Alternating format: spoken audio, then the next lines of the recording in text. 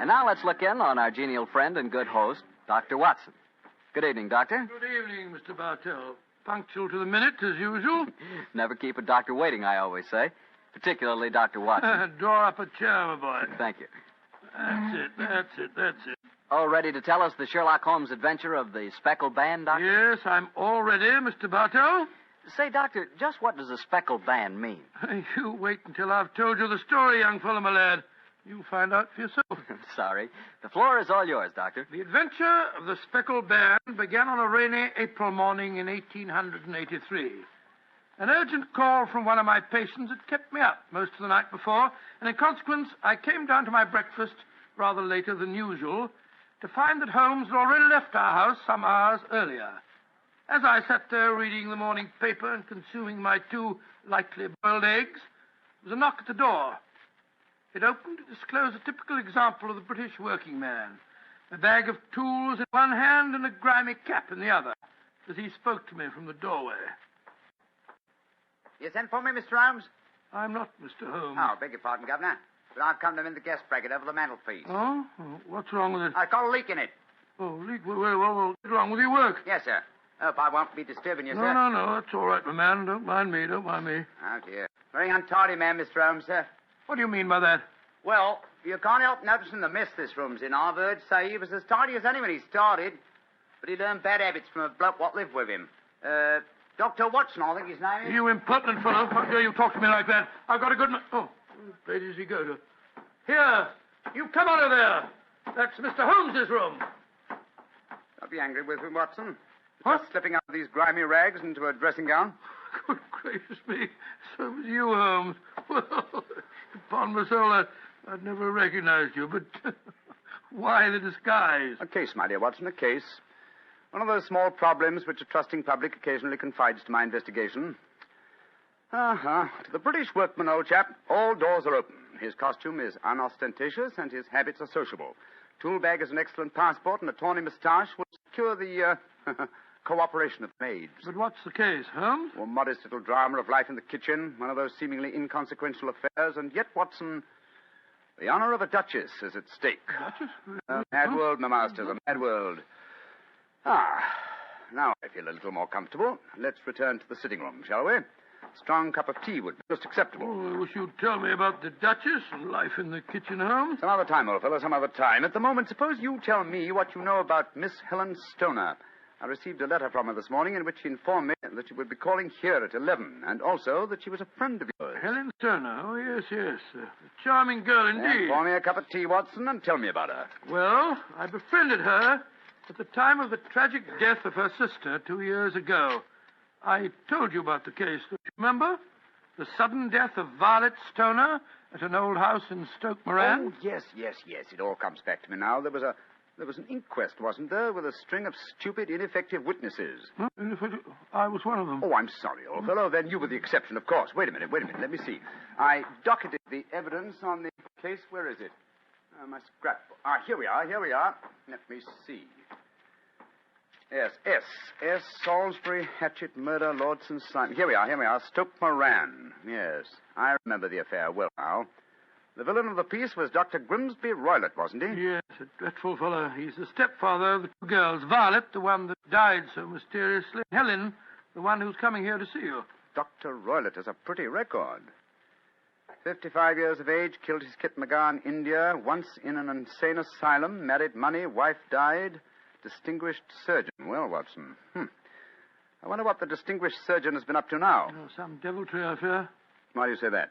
You remember that Miss Violet Stoner's death followed close upon the announcement of her engagement? Yes. Well, I met Miss Helen Stoner on the streets a few weeks ago. She told me that she'd just become engaged to a young fellow in the army who was leaving for the Far East. She was very upset at the thought of being alone with her stepfather at Stoke Moran. Oh, naturally it was.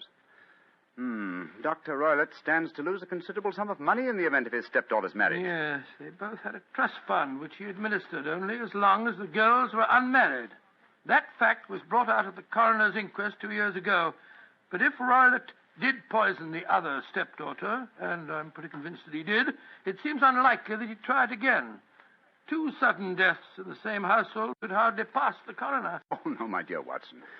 You're making the mistake of putting your normal brain into Roylett's abnormal being. Oh, that must be Miss Stoner now. Yes, let me see. It's precisely 11 o'clock. Well, let's see what we can do for her. Well, I hope you can help her, Holmes. She's an extremely nice girl. Come in. Yes, Mrs. Hudson? There's a Miss Helen Stoner to see you, sir. She says she has an appointment. Show her in, please, Mrs. Hudson. Aye, sir. Come in, my dear. Thank you. Miss Stoner, I'm so glad to see you again. How do you do, Dr. Watson? And this must be your friend. Yes, Miss Stoner, I'm Sherlock Holmes. Sit down by the fire, won't you? Yes, please do, my dear. Hello, you're trembling with cold. It's not cold that makes me shiver. Tell me, Mr. Holmes, has my stepfather, Dr. Grimsby Roylott, been here? No, he hasn't. He saw me in the street. I dashed by him in a hansom cab, but he saw me.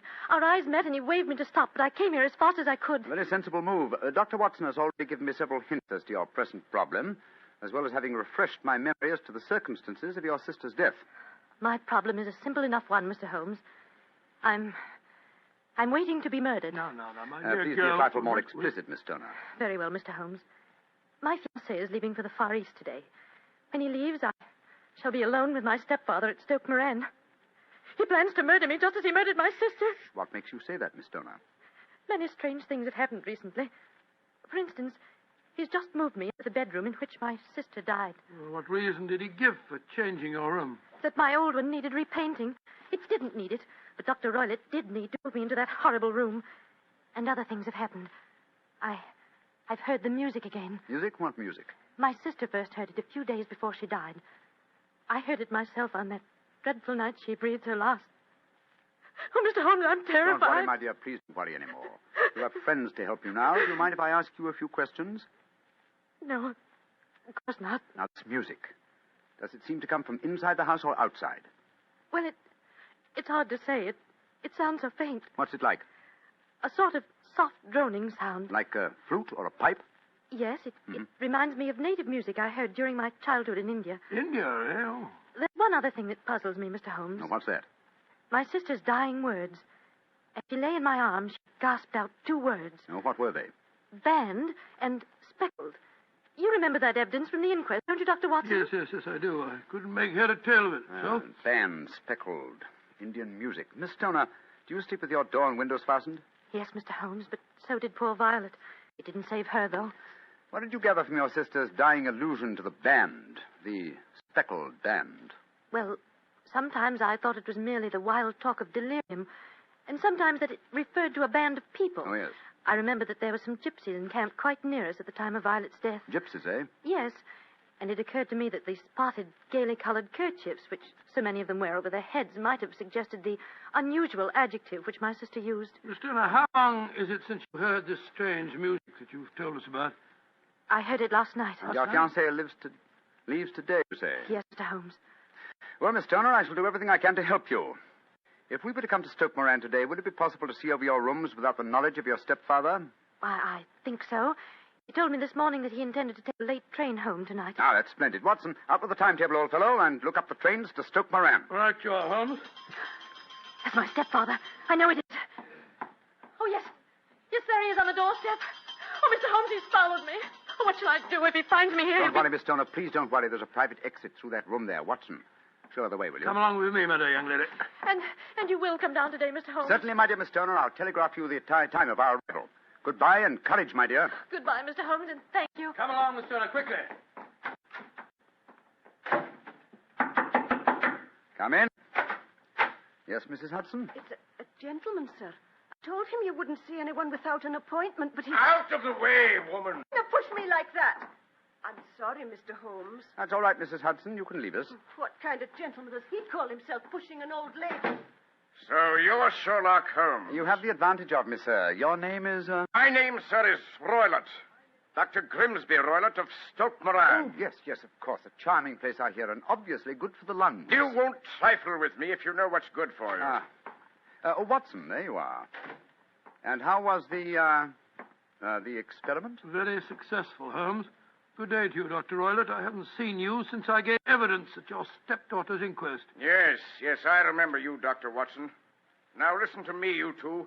My stepdaughter's been here. I placed her.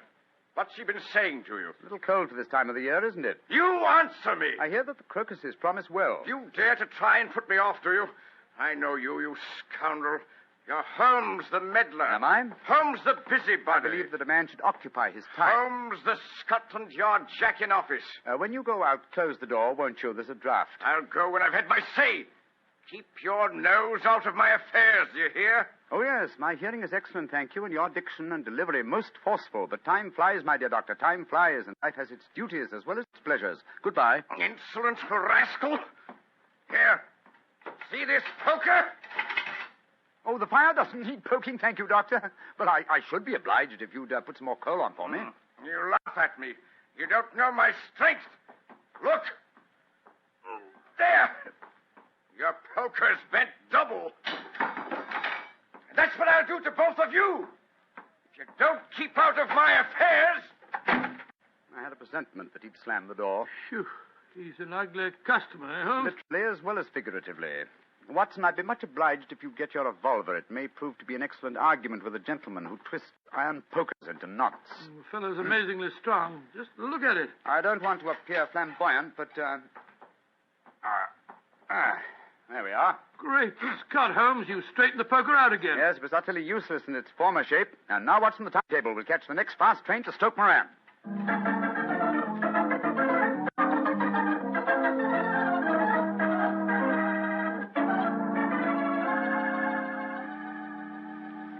Oh, Mr. Holmes, Dr. Watson, I'm so relieved that you've come. But don't you think my stepfather might have followed you down here? To take that chance, Miss Stoner, a few hours' delay might mean the difference between our life and death. It was imperative that we examine this bedroom of yours before Dr. Roylott returns. Anyway, my dear, you mustn't worry any more. We're here in your house, and we're going to take good care of you, no matter what harm befalls you. Thank you, Dr. Watson. So this is the room in which your sister died, is it? It's much as I pictured it. And Dr. Roylott's room adjoins this one, you say, Miss Turner? Yes, Doctor, on that side. The room which adjoins it on the other side is my regular bedroom. The one that's being so conveniently painted, eh? Yes. Well, let's examine this room. No trapdoors or sliding panels, I suppose. It sounds solid enough, Holmes. Yes, I think it is. Hello, what's this? Are you aware that this bed is clamped to the floor, Miss Stoner? Why, no, Mr. Holmes, I didn't know that. What an extraordinary thing. Was the bed in your other room anchored also? No, I don't think it was. Very illuminating. And this bell pull hanging against the wall above your bed. Oh, it doesn't work. It doesn't work, but if you want to ring. There's another one on the other wall over there. Now, why this one? Well, I don't know. My stepfather made a number of changes after we came here. Yes, quite a burst of activity, apparently. And it took some strange shapes. Why are you standing on the bed, Holmes? I'm curious, my dear fellow. Aha. It may interest you to know that this bell rope is fastened to a brass hook. There's no wire attachment. It's a dummy. A dummy? But why? There's a small screen above it. It's a ventilator, I suppose. Yes, Mr. Holmes. Yes. A ventilator leading into your stepfather's room. Curious. I notice there's no means of opening the ventilator on this side. It can only be operated from your stepfather's room next door. I wonder if you'd mind taking us in there. Of course, Mr. Holmes. Follow me. What do you make of it, Holmes?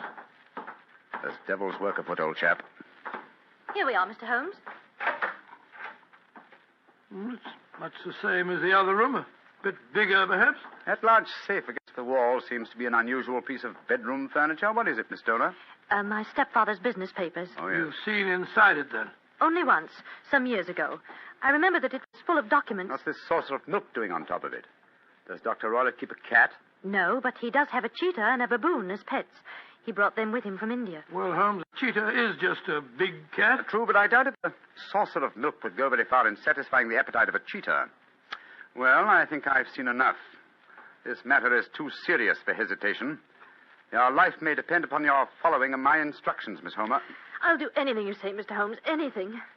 Is that village inn I see through the trees from this window? Yes, the Queen's Arms. Your bedroom windows would be visible from there. Yes, Mr. Holmes. Very well, then. Watson and I will go there now and obtain accommodations. When your stepfather returns, you must confine yourself to your room on the pretense of a headache. You follow me? Perfectly. When Dr. Roylott returns for the night, you must open your bedroom window and put your lamp on the sill as a signal to us at the inn. Then withdraw quietly to your usual bedroom, the one that's being painted. I'm sure that you could manage there for one night. Of course. But what will you do? When we get your signal, Dr. Watson and I will come here and spend the night in your dead sister's room. We are going to solve this mystery of the dummy bell rope and the unusual ventilator and the strange music in the night.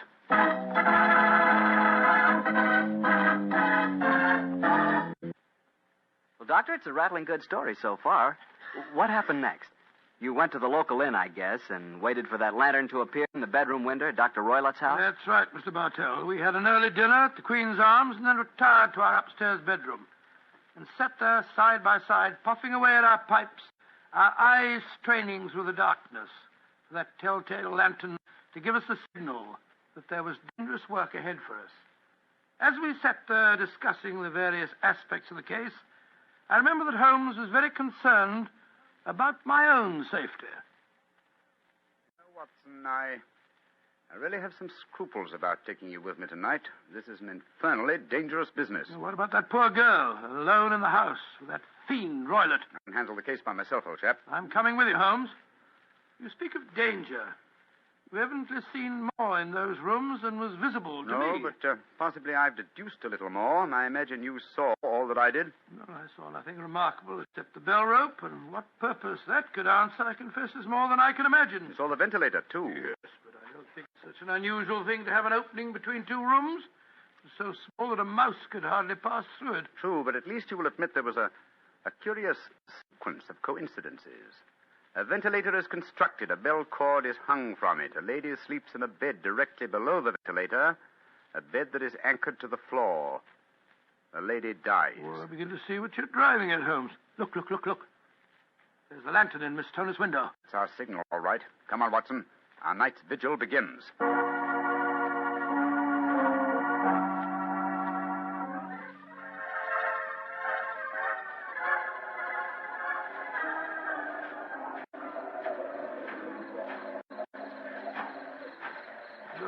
What a foul night.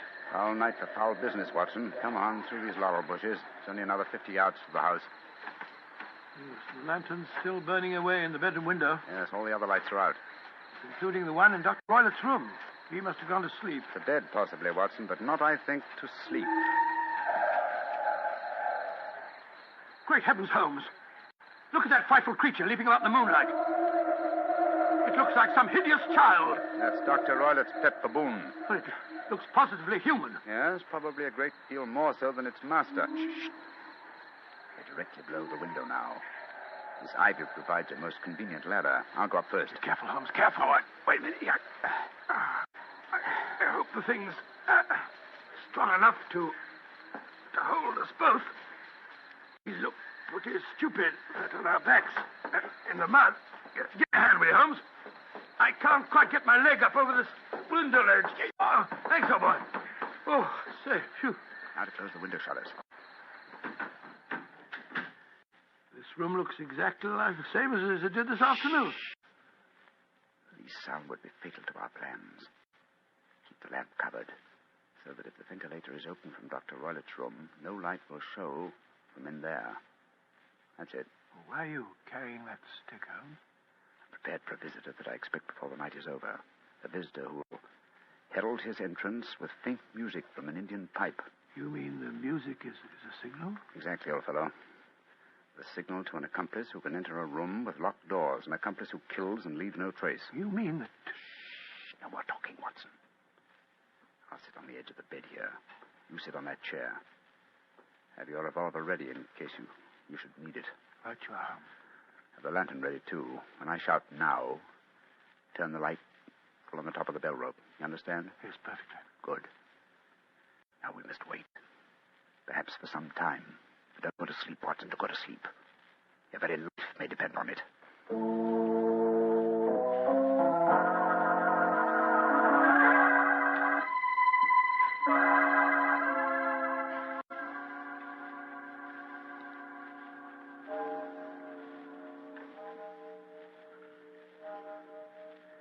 Watson. Yes? You're not smoking, are you? No, Holmes. I smell tobacco smoke.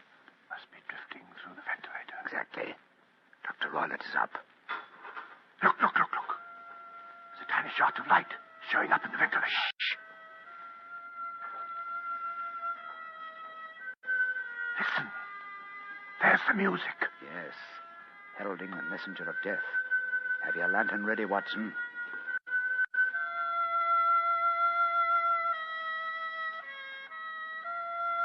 Now, Watson, now! Great heavens, it's a snake slithing down the bell rope. You can't get it with that stick, Holmes. Out of the way. Let me get a shot at it. I'm going to drive it back the way it came. Get out. There it goes. Back through the ventilator. Oh. What a fiendish plan.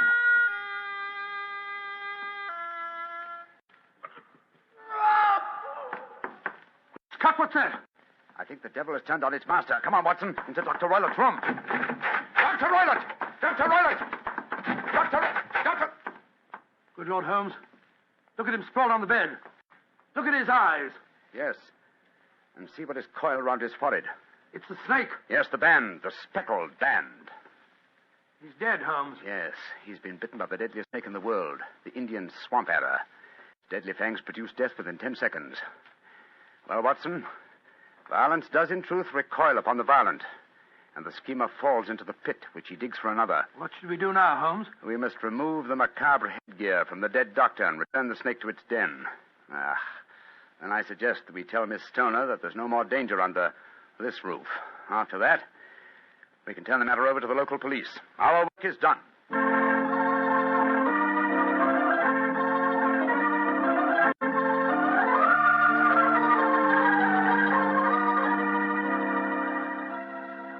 Oh, Mr. Holmes, Dr. Watson, I can't tell you how grateful I am that you brought me back here to Baker Street. Stoner, it would have been inhuman to leave you in that house of horror and death.